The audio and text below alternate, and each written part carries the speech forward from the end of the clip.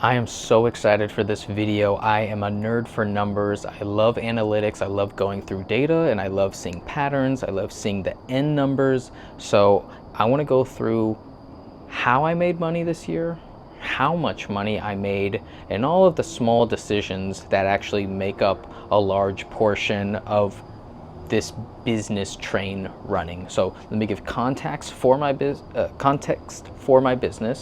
I am a freelancer and I primarily am in the DP role, typically a one-man band as well, where I run single cameras, lighting and audio for interviews and B-roll packages, very small scope things.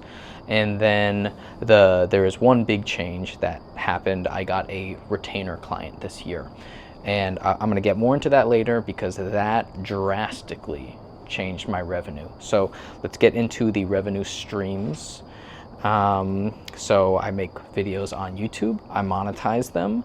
And this is my, I think, second, third-ish year doing this. And it's finally got some momentum. So this year I surpassed what I thought I would make, $2,789.47. So just about 2,800 bucks. 2,800 bucks from making videos that I already like to make. YouTube's already gonna put ads on them. I get a piece of that. I'll take it. That's awesome. It's always a grind though if I start digging in too deep of how do I pump up those numbers? How do I get people to click? Then it stops being fun. But that is a huge bit of money. And then we got my affiliate marketing. So that is the links that are in my description. A lot of people ask me for what I'm using, and I put my links in there. And depending on which platform they pick, I get a payout of some sort. So for the newest one this year was B&H. A lot of people have asked me, how do I get the B&H affiliate? I don't know, because I hit up Gina Ray, the light company, and I said, hey, I like your Bright Beast 1x1 panel. Can I do a partnership with you? They didn't respond, and then B&H emailed me and said, hey, Gina Ray told us that you wanted to review some products, and that's how I got in. There's an actual form to do it through B&H, which I think I've applied for, and I didn't get it. I know other friends who did not get it. So this was some weird backdoor to get in. Either way, it made $814.74 from B&H. If people are gonna ask me for links and they're gonna go fund these companies like B&H, that's great if I can be compensated for funneling that traffic. Sure. Amazon, I put both of those links in my description because I know there's some international buyers. Actually, is Amazon international? I don't know, but I just know that not everybody purchases from B&H. So Amazon was a little bit less, $793.81. The biggest affiliate with the least amount of work-ish is AOD, so The Art of Documentary. I feature them a ton on this channel because I'm a paying member. I love their community. I love what they're doing. The modules are awesome. The community is the most valuable portion of their program. And they reached out to me when I had 1,000 subscribers. So they saw some potential in my channel. Now I have 7,000. And they said, hey, we love that you're a part of our community. We love that you are already talking about us. When we open up enrollment, would you like to get a commission if anybody signs up with your code? And that was the first affiliate, micro influencer thing I had done. So it felt a little weird, but I said, sure, it's something that I believe in. This is not a random microphone or light. So I did that, and the first one, I think I got like 900 bucks, which already crushes Amazon and B&H for the year. And that was like their first enrollment opening for the year. Then they did it again the next year, and then the next semester. And then by that time, I had 6,000 subscribers. So I had a much larger audience to share my experience with. And that had the highest turnover highest conversion that I have ever seen. So in total, is 2 semesters per year, yielded $6,843.26. So I have a 10% payout, it's 10% commission for AOD. So at $6,800, I brought AOD $68,000 of enrollment. So all those people who use my code, I hope you're getting a lot of value. I hope you're getting as much value as I got. It's definitely one of those things where you get out of it what you put into it. So I love AOD, and I still will recommend them. But I brought them $68,000 worth of enrollment. That is a crazy number for me to think that I have that much, I don't know, I guess influence. But I'm definitely a value to them. Now, it flipped on its head on the next semester. The next semester I had 7,000 subscribers, so just a couple, 1,000 more subscribers. And it went back down to $900. And I was like, yeah, that makes sense. I already sold to this audience once. You know, I can't ask for that over and over and over again. So that is the coolest collaboration and the highest paying collaboration that I've had. And it's a really, really good relationship. So much so that I might see if they are interested in my idea for a 2025 national, international, possibly, filmmaker meetup tour. There's a couple places I want to hit. New York with John Waldman. He already knows about that. I would love to hit San Diego with Alberto Mendoza. He doesn't know about that, so DM me, and I would love to talk to you about that. And maybe 2-3 more cities, maybe Canada. And then I've actually had a couple of people reach out for Europe, so that could be possible. But the more this YouTube channel grows, the more opportunities pop up. So let's keep moving on. The newest income stream that I've had is consultation calls, and I do these all the time. And they're probably the most fun to do because I have my work, and then I have consultation calls where I get to have business conversations with people. Now, don't tell anyone I would have these calls for free. I do have them for free with my friends. But when it's someone who's like, I want an hour of your time to dissect my situation, to see what can we do with the puzzle pieces that I have, because there is general marketing advice, there is like all these practices that you can implement, but once you introduce yourself, your location, your market, your industry, your experience, your skill set, all of that, now we're moving with different puzzle pieces, and that's the purpose of the consultation call. How do we put those together to maximize your spot in the industry? So those yielded $2,000 this year, which it was $125 for a call for 1 hour, $125. I can't do the math on that. It is calculator, 2,000 divided by 125 is 16 calls. So more than one a month, and they're very, very fun. Now I teased this earlier in like Q4, but I was going to say the prices are going to go up. The prices are now $175, and that is a price that agrees with me and me dedicating my time to that, and also filtering out the people who want to have these business conversations. Some people try to get it for cheaper. That's not the product cost, so unfortunately no, and it has gone up. So now this is the biggest difference for this year, and that was in my clientele. So let me give you a quick past 5 years or so of how much money I've made in revenue total revenue. A couple years ago, it was 35, 36-ish. Then it jumped to 55. Then it jumped to 75. And then last year was 80.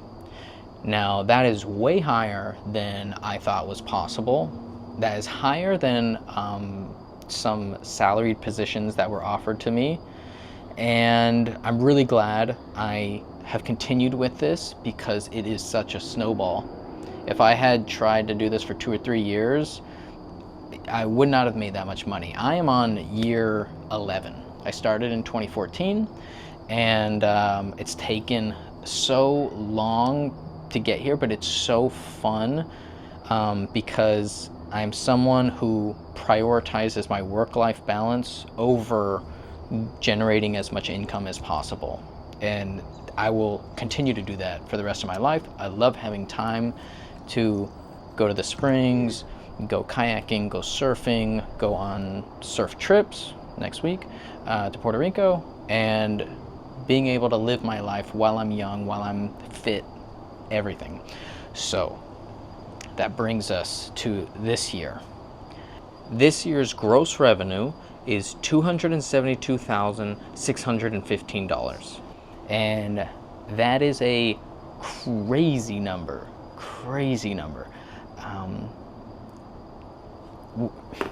The difference is my retainer client. So as a freelancer, I charge for my role. I do not charge as a production company. The agencies who I work for, they charge as a production company, and they make the lion's share of the profit, and I am the last piece of the puzzle who is making the footage, handing it over to them. So very important role, but I usually get the smallest rate. It's a rate that I'm happy with. For the past 2 years, it's been $1,200 a day. That includes single camera package, and then I like to say lighting and audio for an interview. And typically, these corporate shoots are interviews and B-roll. Very simple. Sometimes 2 cameras, and there's an upcharge.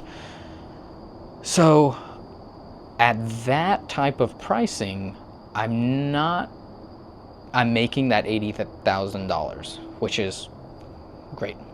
Like, I could have all I need and some with that amount of money. And I have, because I keep my costs down. But with this new retainer client, I am able to charge as a production company. In the past year, I've learned from so many smart business people how to charge as a production company, taking margins, setting up padded budgets, negating a lot of the back and forth that you need to do with a client when expenses arise, and they always do. And it's been a very, very educational year, just in time for me to get this client and charge appropriately, because I could be charging this company as a freelancer and I would be making probably 1/3 of the money. But now that I'm charging as a production company, I was able to 3x my revenue. And now that I've reached this number, when someone says, when a business owner says, I made this much in revenue, that number means nothing to me. 272,000 means nothing to me. The follow-up question is, how many expenses did you have? Because I know business owners who, let's say they get 272 in revenue, and their expenses are 250, and they are living on a shoestring budget because they're working on building the business extremely fast. So that's not how I want to operate. And my expenses shot up like crazy this year. So with that retainer client, I have to bring in a PA, I have to bring in producers, sometimes multiple producers, sometimes another shooter, and it is, it adds up so fast when I'm getting those line items. Also travel, mileage, because we have to go 2.5 hours down south, hotels, meals. Like, so much of this money comes from the client and just passes through me to my credit card company. Yeah, it's crazy. So expenses were $156,996. So let's just call it 157. So $157,000 of expenses is almost double what my revenue was last year. And then then we find the pure profit, total profit was $114,489. So let's just round that up to 115. I profited 115 this year. I made in revenue 80 last year. So that's a crazy jump, and it's not lost on me. But I'm someone who says, great, that's not going to change my lifestyle, because if that client goes away, I need to be able to live as I am without them. So that doesn't mean any more cars, that doesn't mean any more crazy expenses. No. I moved into this new apartment, and it's still very cheap for this area, $1,800 a month, and I'm having a blast here. So I'm not buying a house, I'm not doing any of that stuff. This is the first year where I'm making money. Well, I do not want to spend it as soon as I get it. I want to see my bank account go up. I want to see my my Roth IRA max out every year. I want to see my other stock account grow, and I do want to start having a small holding in crypto this year. Nothing crazy. So one of the differences this year versus the year before was I stopped buying gear. I don't need to. I have all the gear that I need. I have made a bunch of small purchases throughout the year for like these DJI mics, some phone adapters. Ironically, this high-paying client uses phones and cheap mics for most of their stuff. So I kind of don't even need my FX6. I don't need this A7S III. I don't need a lot of stuff. It's really backwards. And then of course, no editing. My network can support me on DP gigs or one-man band gigs alone. And like I said, low overhead. I am not trying to change that. I feel like I got a great thing going, and it could completely fall apart this year and revert back to last year's revenue, and I want to be okay if that happens. So it was a extremely formative year, and the one thing that I am so glad that I did on January 1st last year, 2024, is I legitimized my business. I've always had an LLC, but I said I need to be like strict, correct, tight on paper. So that meant getting a dedicated CPA. That meant changing my tax classification to an S Corp, which in turn makes me an employee for my company. So I'm technically an employee for my company, and that's weird because also that payout or that bi-weekly pay is part of my expenses. So there's actually some more profit in those expenses, but that's like, I'm trying to learn how to do the tax thing right, how to maximize everything. And getting QuickBooks was a huge one. It was $600 for the whole year. And it puts these structures where I can look at my finances at a glance, and I can see what is happening, what is dropping, what is rising, what needs more attention. And that is probably the most valuable thing that I did this year, is being able to clearly analyze my finances. And I would recommend the same for anyone growing their company at any stage. Or if your company's failing, I would recommend looking at your finances in excruciating detail. So yeah, very good year, very happy with where I am right now, but you won't see any big changes. I know a couple other YouTubers are going to make this for the end of year, and I'm excited to soak those videos up as well. This came from an idea from Eric Floberg. He is a very successful filmmaker, wedding video guy, course guy, and he does one of these every single year. I highly recommend looking at his channel, and you can see 2022, 23, 24, and how someone else's business scales. So those are my numbers. 7 a.m. just before sunrise. Gonna hit this old prehistoric river on the stand-up paddleboard with Adam.